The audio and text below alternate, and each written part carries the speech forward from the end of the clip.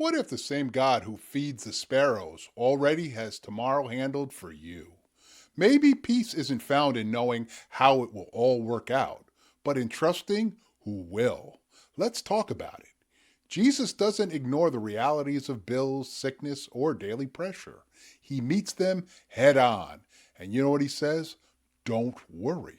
Not because our needs are small, but because his care is infinite. He calls us to notice what creation already knows. God sustains without strain. If he watches over every bird in the sky, he's not forgetting about you. Anxiety's loud, but his faithfulness is even louder. Here on Walking the Way, we remind each other what Christ already taught us, to love God and to love our neighbors as ourselves. Today you'll hear from Olivia, the wayfarer. Her faith is steady, but lately, life has been shaking the ground beneath her feet. This is her story. Ever feel like faith is easy when everything's stable and nearly impossible when it's not? Funding cuts again, another memo from the director. I stared at the email and felt my stomach twist. We serve families who already have nothing, and now I might not even have a job next month. At the same time, the doctor wants more tests.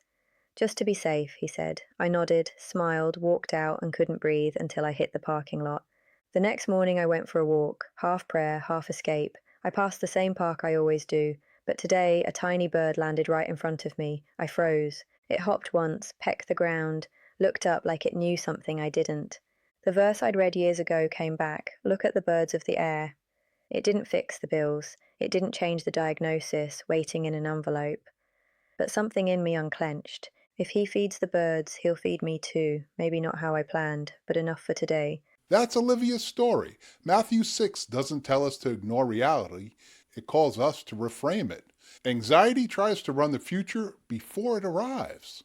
Faith walks one step at a time, trusting that God's provision will meet us on the road. Worry asks, what if? Faith answers, even then, he'll still be good. Maybe peace isn't about getting more, it's about trusting the one who never runs out. Now, let's pause and reflect. Where have you been trying to control what only God can provide? How has He provided for you in ways you didn't expect before? What would it look like to hand Him your what ifs today? Please share in the comments if you're comfortable. I'd love to know your thoughts on all of this.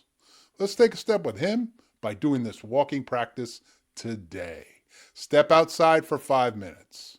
Find one small thing in nature, a bird, a leaf, a breeze even, and thank God for sustaining it.